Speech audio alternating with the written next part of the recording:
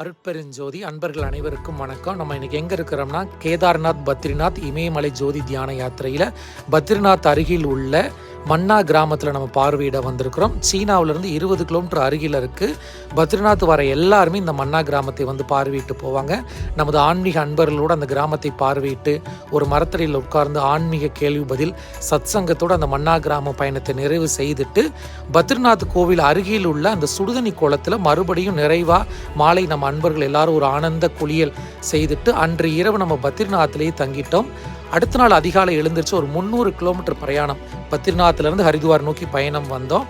வழியில் கங்கை வியூ, இமயமலை வியூவெல்லாம் பார்த்துக்கிட்டே நம்ம அந்த பயணம் தொடர்ந்தது. மதியம் நமக்கு கேட்ரிங் கம்பெனி நமக்காக மதிய உணவும் ப்ரிப்பேர் பண்ணி வச்சுருந்தாங்க. நம்ம எல்லோரும் மதிய உணவு எடுத்துக்கொண்டு மாலை ஹரித்வாரை வந்து அடைந்தோம். ஹரித்வார் வந்த அலுப்பில் நம்ம எல்லோரும் கங்கையில் ஒரு குழியில் போட்டு நிறைவு செய்தோம். அனைவரும் இந்த வருட யாத்திரையில் கலந்து கொள்ளவும்.